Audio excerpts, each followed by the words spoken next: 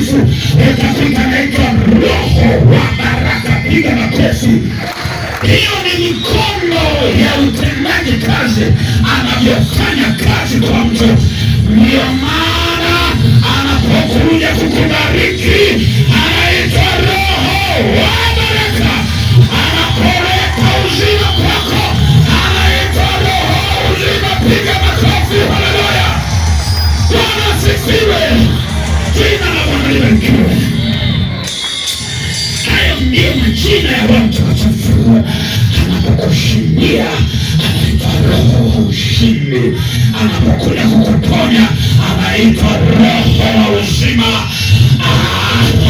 Anapokuweka kwenye ukweli ili useme ukweli, usiseme uongo, anaitwa Roho wa kweli. Hayo ndio majina yake. Hiyo ni mikono ya utendaji kazi ndani ya mwanadamu. Ukimbeba hizo tabia zinajifunua, anaanza kukutokea, anaanza kujizirisha kwenye maisha yako. Piga makofi.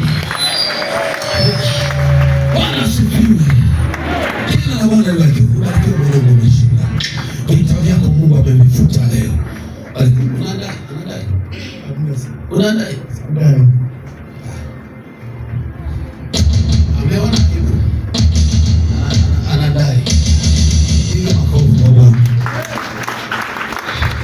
Ukisoma Rumi kuanzia 7, 8, 9 mpaka 10, hizo sura atumie usome pamoja na kitabu cha Injili ya Yohana sura ya 14, ya 15 na 16.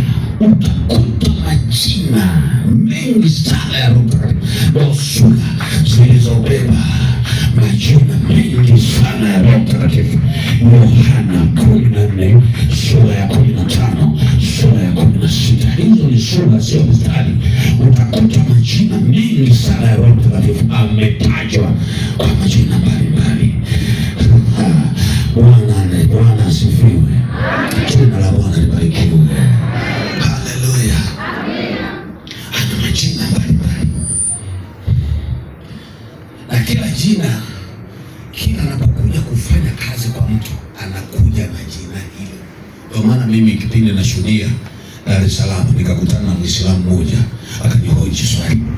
Akaniambia, bwana, nyinyi ni waongo uongo wetu uko wapi? Mnatuambia Yesu haeleweki, majina yake hayaeleweki.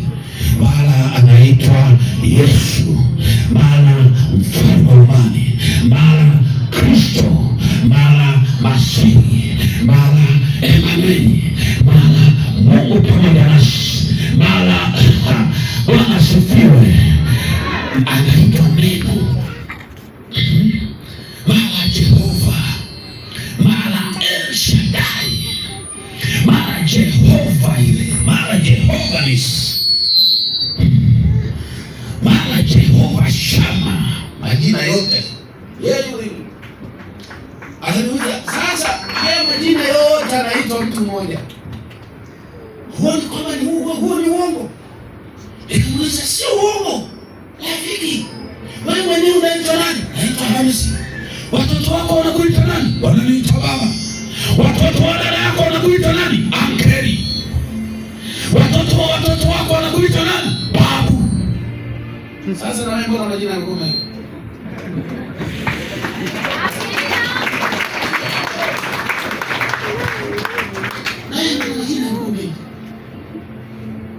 Nikamwambia, tukisema Yesu ni Mungu hatujakosea, maana ndivyo alivyo.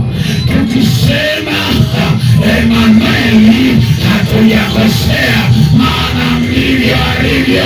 Tukisema yeye ni mfalme wa amani hatujakosea, maana ndivyo alivyo.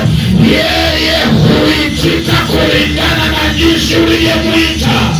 Ukimwita aje kuikita, anaitwa Bwana wa vita. Ukimwita ili akuletee amani, anaitwa mfalme wa amani. Ukimwita hauna baba, yeye ni baba wa yatima. Piga makofi. Ukimwita wewe ni mjane, anaitwa mme wa wajane. Haleluya, Bwana asifiwe. Yani yeye yuko automatically kulingana na jinsi unavyomhitaji ndivyo anavyokuja.